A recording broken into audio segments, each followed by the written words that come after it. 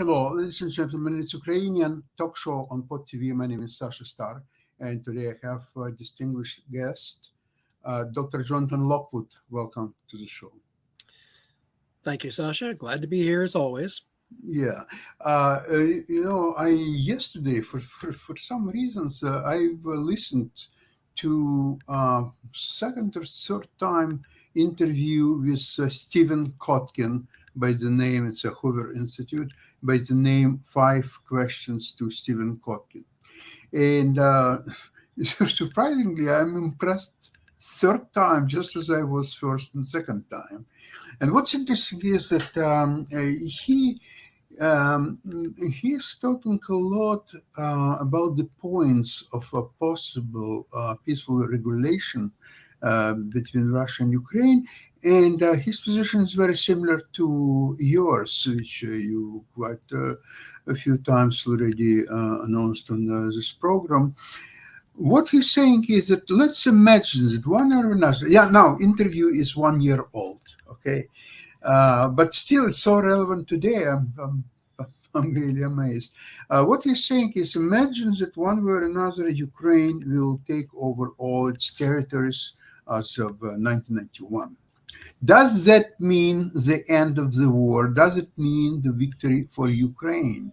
And his answer is not at all, because nothing will prevent Russia for the next several months or even a year or longer to collect all their forces, to bring multi-million people army with all the ammunition and so on, and start a new attack against Ukraine, and maybe much more ferocious. That was one in 2022. Okay, let's take another scenario. Let's see there is an armistice, and as a result, they say 20% or so of territory is going to Russia. First of all, let's be realistic about something. Is it going to be really a Russian territory? Not at all. People will still be very resentful of what happened to them. Same as even if you take Crimea, which Russia already has for 8 years. And are people in Crimea very happy with the Russian rule? Absolutely not. They are, and I don't understand how Russian people benefit from having Crimea when they have to supply almost everything what they need just to exist. On the other hand, as a result of that, losing, say, 20% territory or so, and most likely temporarily, it's not that they lost territory and they will never get back, but temporarily, yes. However, the remaining 80% would be joined European Union and NATO. So therefore, now they're under umbrella that Russia cannot any longer make any demands or attacks or just anything. Jonathan, is it very similar to what you just saying? It is, with the exception of Ukraine accepting for long any kind of ceding of Ukrainian territory to Russia and allowing them to get away with that. Now, in line with that, I was going to mention an article I very recently read, matter of fact, today, I believe, in which the Observer is pointing out that Russia has been attempting, unsuccessfully, I might add, to disrupt or prevent Ukraine from making use of Elon Musk's Starlink satellites to support its own war effort. And that is very much in line with Russian strategy for the past several decades. What they have been doing is the Russians have been emphasizing 2 main areas of strength. One is their nuclear weapons arsenal, and the second is their space presence, What they are doing, they do not have a space control strategy, although they did toy with the idea briefly of creating their own space fleet back in the 90s. What they are practicing right now, in effect, is what I call a space denial strategy. It is very similar. You can compare it to Nazi Germany's strategy of sea denial during World War II. They did not want to control the seas. They wanted to disrupt Allied control of the seas to prevent the United States from reinforcing Great Britain and using it as a staging ground for the eventual invasion of Europe. That was the whole objective of Nazi Germany's sea denial strategy, using U-boats and their land-based aircraft and commerce raiders, which they essentially use their fleet for, commerce raiders. But now the Russians are attempting, when they see, for example, what we call the U.S. Space Force. U.S. Space Force, according to the open press, consists of 80 satellites. Okay, from the Russian and the Chinese perspective, that is not a space force because there's no space fleet. What they see there, when they look at the U.S. Space Force and the U.S. space infrastructure, they see a set of 80 targets which need to be disrupted. In the same manner, they look at Elon Musk's Starlink satellites, which ostensibly are for commercial use, but which can also be used for military purposes, by other parties. And so the Russians see Elon Musk's Starlink satellites as also a set of targets that need to be disrupted or jammed or destroyed if need be. And so far, according to the article, the Russians have been notably unsuccessful in preventing Ukraine from being able to make effective use of these Starlink satellites. So we see an illustration of Russia's ongoing strategy of space denial, coupled with its emphasis on trying to gain as much political and military leverage from its nuclear arsenal as possible.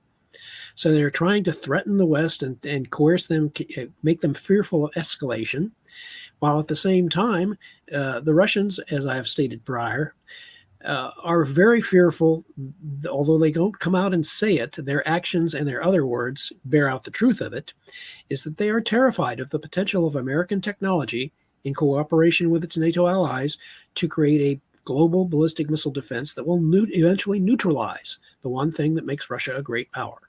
So I see these developments, notably Russia's lack of success in disrupting Ukraine's ability to use space, is a very positive development.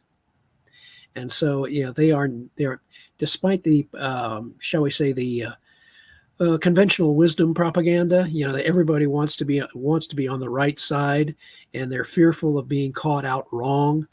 And you and I and Yvonne are notably in the minority, and that we are being in a sense relentless optimists, in that we are looking at the aspects of the conventional argument that, Russia is going to win, it's going to be a long war, they're going to grind Ukraine into the dust, totally disregarding the lessons of previous decades and previous Russian-Ukrainian conflicts.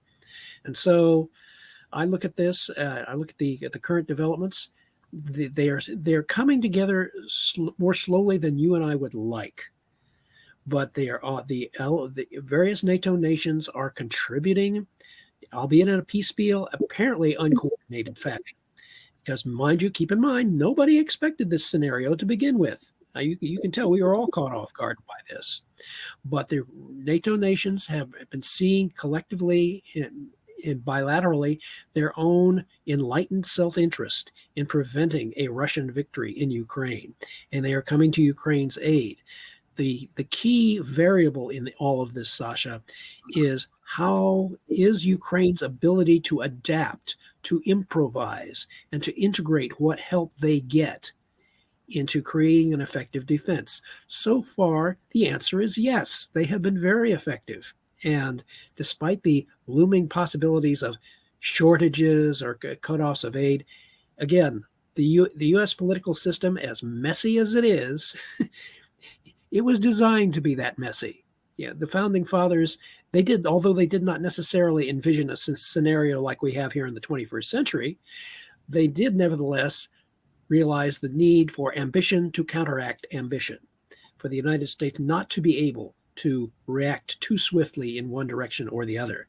And that is why this coming November, you are going to see the messiest presidential election probably in U.S. history. It's going to be brutal. It's going to be messy, but I predict that it will be the ultimate result will be proof that the system does in fact work. Very interesting, because I'm thinking about scenarios where the losing side will pretend that they won election, and they could mobilize their supporters in believing that they won, but they were denied. Similar scenarios to what Trump is saying during his rallies, that the election was stolen. And so in this case, it was not stolen, it was taken away, it was something else. And don't forget that in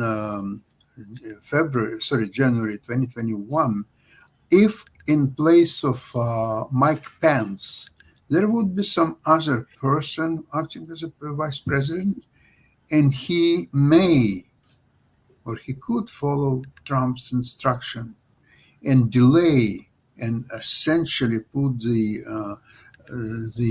phony electors and essentially completely distract the victory of Joe Biden. It could have happened. It was just almost an inch from that to happen, simply because of just one man, Mike Pence, in my opinion. If it would be somebody else in his place, it might as well be he would agree to postpone the and then all the history would be very different.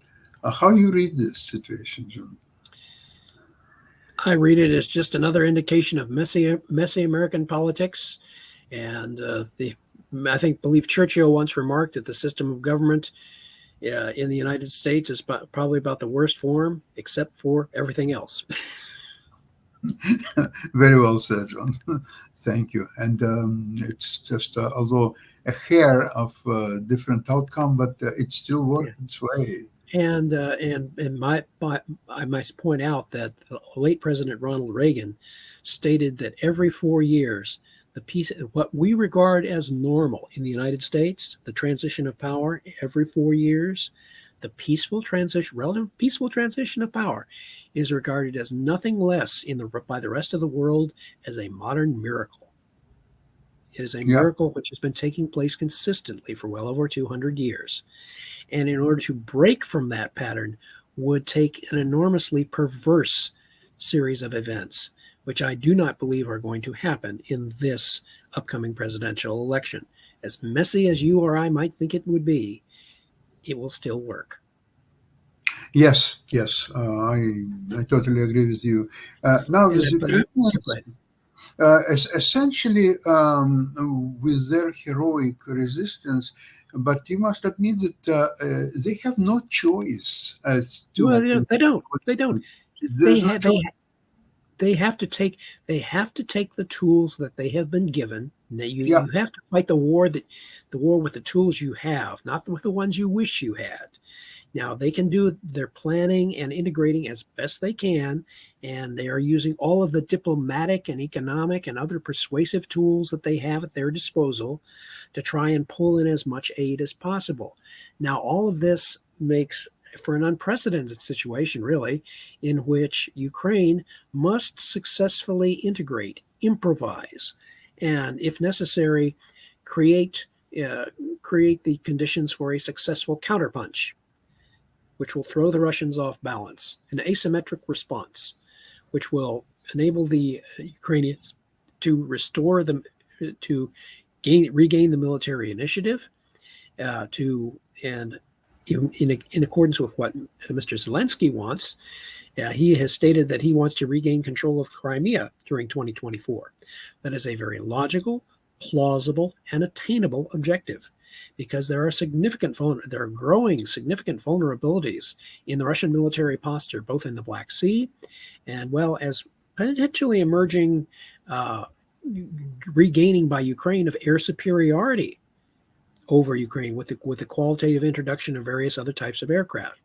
It's not occurring in as clean and organized and rational a fashion as you and I would like, But I might point out an observation by a German officer, Wehrmacht general during World War II, where he said that afterwards, he said, the reason the American army is so successful in wartime is that war is chaos, and the American army practices chaos on a daily basis.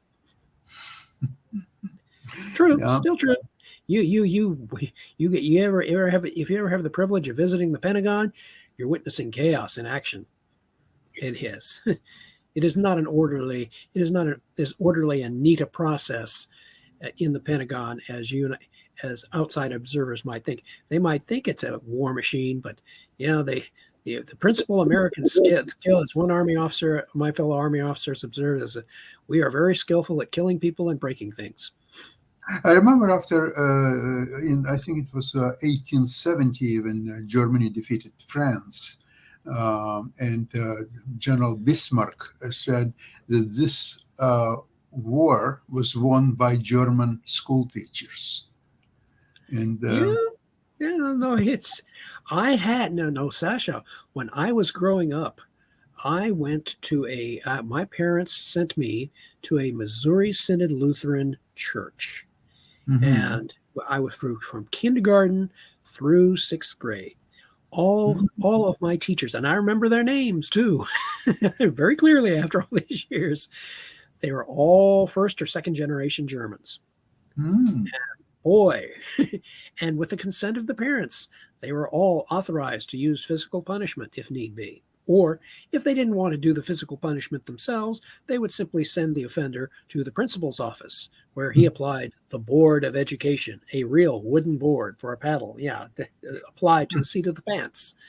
And that sort of discipline left me with a permanent mental condition known as respect for others. Yeah. Actually, Germans were famous for use of physical force in education, and you'll be surprised, even in the music, where great composers, they were taught rules of music theory and composing and so on. The physical punishment was definitely a big part of it. And results are quite great. Most of the great composers are Germans. Okay, but what's happened with German school teachers in the First and Second World War? Somehow, I don't know. It didn't work as well as no. A few bad apples slipped through the cracks. Yeah, they started to use more Hungarian teachers and some others, and obviously the point on their education has deteriorated. Back to a more fun subject, like the Ukrainian war. Yeah. The Ukrainians, as much as you and I might be getting rather nervous looking at the course of events or looking at the relentless Russian attacks, but the observers are also, the outside observers are also noting the Russians are continuing to pay a very high cost in terms of men and materiel for these attacks, and the quality of these people, the quality of these troops is not going to go up over time. It is going, if anything, is going to decrease, and you'll notice that the Russians are not drawing their conscripts, at least not yet, from the Russian people proper. The Russian peoples in around Moscow and the main districts. They want to avoid that, because once that happens, and Putin's main constituency all of a sudden starts having to go into the battle, then you're going to have a full-scale revolt. Yeah, and don't forget also that Ukrainians are learning more and more to inflict damage to Russian-located targets. Right. And they're getting more and more successful, and even less of the targets from Ukrainian borders. So sometimes now we're talking about 1,000 kilometers and more, and they're using their own build missiles. Right. So they don't NATO doctrine and the US that, oh, you should not use this to attack Russian located targets. Okay, we are not Actually, doing the Ukrainians are following what the principles of what the U.S. used to call in its doctrine air-land battle and the deep strike and deep interdiction. The Ukrainians are simply taking a leaf from the U.S. book, and they are in the absence of being supplied the means, they are creating their own means for deep strike and interdiction and the deep, what's called the deep battle, and being able to interdict and disrupt the enemy's rear areas and their logistics operations. And keep in mind, logistics has never been a strong point of the Russian army. No. And this war is simply exacerbating that weakness. And that logistics problems, they're starting from Napoleon's war, and it was the Second World War. It was logistics, and First World War again, and even today. Now, what's interesting is that not a while ago, General Zaluzhny, he said that he underestimated the Russian resources to continue the war, given the fact that 330,000 Russians were eliminated, killed, or whatever during this war. So if you remember, in Afghanistan's war, Soviet Union lost 15,000 people in 10 years, and it was one of the reasons why Soviet Union fell apart. And here we're talking about 330, it's 20 times as much in less than 2 years. So his estimation was that because there are more and more families in Russia who lost their fathers, their brothers, their son, and it will eventually, people in Russia will become very unrestful about the war, and there will be so much against it, but it's not happening. And this is a paradox which is difficult to explain. It is really it is a facade of strength that Russia is portraying right now, projecting, and it is a very brittle. They are strong but brittle, and they are relying very heavily on their apparent strong nuclear missile force. It's an open question as to just how reliable that nuclear missile force is. And matter of fact, even the Federation of American Scientists have said that quite a number of the Russian nuclear warheads are obsolescent or due to be decommissioned. And there's also the open question that the Russians have been devoting notoriously a low amount of resources to maintenance and upkeep of these nuclear forces. The United States devotes much more monetary resources to the upkeep and making sure that all of our nuclear missiles work. Mm-hmm. And when they're called upon, they will all fire. They will all find their targets. As for the Russians, well, that's an open question. And that is also why, given the fact that the Patriot has demonstrated how effective it is and how the U.S. Military-industrial complex is continuing to develop laser weapons and other types of weapons which would increase the effectiveness of our ballistic missile defense. I have said that, and I have no public knowledge of this, I have simply stated publicly that the logical thing for the United States and its now NATO allies to do would be to execute an asymmetric response. Do not build more nuclear weapons. Build a ballistic missile defense that is capable of neutralizing the other side's ballistic missiles. And once that is done, guess what? Well, if we construct an effective global ballistic missile defense, thereby giving ourselves and our NATO allies an effective shield, well, then what about Russia, China, North Korea, and Iran? Will they be able to construct a shield in imitation of us? No, they don't have the resources. So the end result of our building a global ballistic missile defense system will be we will have a shield, the other side will not have a shield. And that basically results in strategic supremacy over our opponents and the ability to create a prolonged period of peace and stability. because simply the other side's nuclear weapons, their symbols of great power, will have been neutralized. And this is a very scary thought for Russian Oh generals, yeah, and just very scary. yeah. I'm going to if I yeah. Basically, I would be say I know what I would be saying to the Russian leadership. I would be saying to them all if I could have a platform to say it from. It might as well be this show. I know what you fear. The words they want to hear the least. I know what you fear.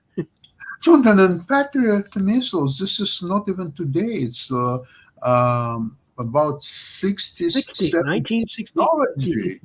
Yeah. It was. Now here's the funny thing. The Patriot was not originally designed to be a ballistic missile defense system. It was designed to be the ultimate aircraft killer. The Patriot is capable of achieving speeds of Mach 6 and can execute, the missile itself can execute 30 G turns. That is way faster and way more maneuverable than no aircraft in existence can outrun a Patriot or outmaneuver a Patriot. And so when you have, now I discovered, it's beautiful serendipity, when I was the Brigade S2 of 10th Air Defense Artillery Brigade, Hawk and Patriot in Germany back in the 1980s. I was talking to a Raytheon contractor, and he told me about the fact that the Patriot had its own built-in anti-ballistic missile defense capability. But it was designed at the time to defend, the BMD capability was designed to defend the Patriot system itself against missile attack by the Soviet Union. And specifically, it was designed to defend itself against the SS-21, a short range ballistic missile with a range of about 120 kilometers, and whose firing arc fell well within the Patriot's radar envelope. The Patriot would be able to see that missile attack coming and could easily intercept a missile being fired at that range. Now, when the Patriot, back in Operation Desert Storm, when the Patriot system was sent to Israel and to help defend Israel against ballistic missile attack, remember that the primary missile system that Iraq was using was the Scud, which had a longer range. Theoretically, that missile was outside of the Patriot's envelope. And so in the most brilliant bit of improvisation, in history, essentially we used our satellite system to, whenever a Scud missile was launched, we would tell the missile, okay, here's the missile that's been launched. Point your radars in this direction. So that this was all while the missile was being launched. So the Patriot could now see the Scud missile coming. That gave the onboard computer time to compute an intercept course and fire and intercept the Scud. Wonderful bit of improvisation. Yeah, don't forget that the Scud was not smart missile. It was not at all. It was a completely dumb missile. Could not maneuver. Could not do anything. Heck, it could barely stay intact in flight. And so it was relatively easy to intercept. The only problem was the Patriot was simply designed to intercept and knock the missile off course. From the Patriot system's point of view, okay, mission successful. It's not going to hit me. But they needed to improve the capabilities of the Patriot, which Raytheon promptly did over the ensuing years, to where now the Patriot has a near 100% virtual intercept rate against Russian ballistic missiles or even other so-called types of invincible hypersonic missiles, supposedly. So given that demonstrated potential, if you augment that, I contend if you augment that capability, U.S. and NATO, with an augmented space force that includes a space fleet. It's basically the Pentagon saying to Elon Musk, "Hey, Elon, we'd like to buy 12 of your Falcon 9s, 12 of your Falcon Heavies, and 12 of your Starships. We'll add weapons, equipment, and crew, and we've got an instant space fleet. And oh, by the way, how would you man this space fleet? Because it's going to require a U.S. Space Force with its own space fleet will require highly skilled technical people in order to be the crew of those starships. Well, where do you think we can get them from? Our NATO allies. Our NATO allies all have very capable, intelligent, well-educated personnel who would make wonderful members of an allied U.S. Space Force. And this would be a very solidifying factor of strategic stability for the U.S. and its NATO allies. We would be able to impose strategic stability for not only decades, but potentially centuries to come. Jonathan, I really wish that we may not know about it, but Americans already building something similar to what you just discussed, and hopefully we have a history. We have a history of pulling off little surprises of that That's nature. right. But again, what I have just described for you is what the Russians that is what they fear most. The Americans applying their technology in such a way as to neutralize the one factor that makes Russia, and for that matter, China, and North Korea, remember, Iran, worthy of any notice. they have just a pathological fear of name Patriot missiles. That name alone instills enormous fear in the Russian psyche. Did you know that the word Patriot in this case of the weapon system is actually an acronym? It stands for Phased Array Tracking Radar in on Target. Very interesting, because a patriot is actually in Russian language.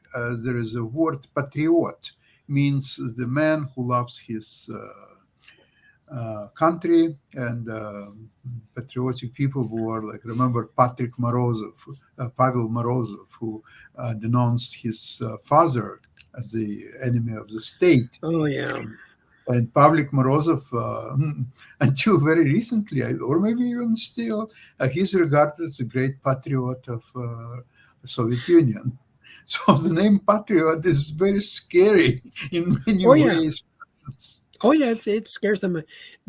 Sasha, again, just based on as far back as I looked, the Soviets, the Russians, have been terrified of the Patriot system ever since January 1985, when I saw that article and my brigade commander asked me to see, hey, are the Russians saying anything about Patriot? And I looked, and sure enough, there was. January 1985 issue of Vestnik Protovazdushnoy Obrony.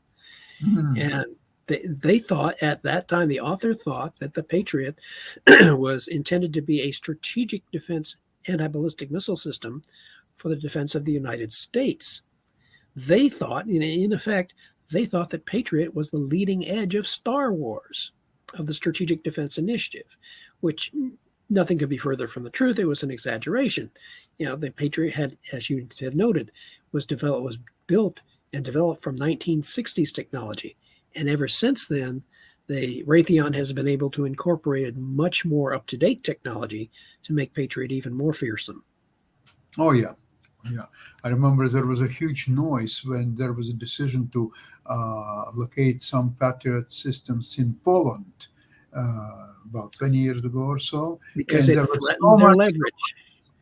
Absolutely. And Americans were telling them that this is not attacking means, but rather defending. And they're not even defending against Russian ballistic systems because they're flying completely different direction. They're not flying over Poland. They're flying over the North Ocean, right, directly through Canada and then United States. So this Poland-based Patriot missiles have nothing to do with that.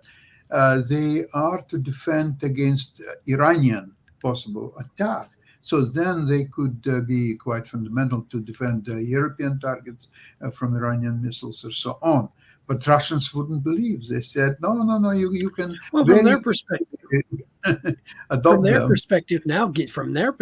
now, given the Patriot's demonstrated capability to intercept ballistic missiles, the Patriot could credibly threaten to block a significant portion of a Russian nuclear missile strike against NATO. That's what they fear. It threatens their leverage. It threatens their power It does not threaten a single Russian life. It threatens their power to destroy. That is what they fear. Without that, they are simply castrated. Mhm. Well, Jonathan, thank you so much for today's program. Wish you and all our listeners good weekend, and we'll see you same place, same time on Tuesday. And hopefully Excellent. we'll have some even better news from Ukraine. Well, Slava Ukraine. I'm confident of that. Okay. Bye bye, everybody.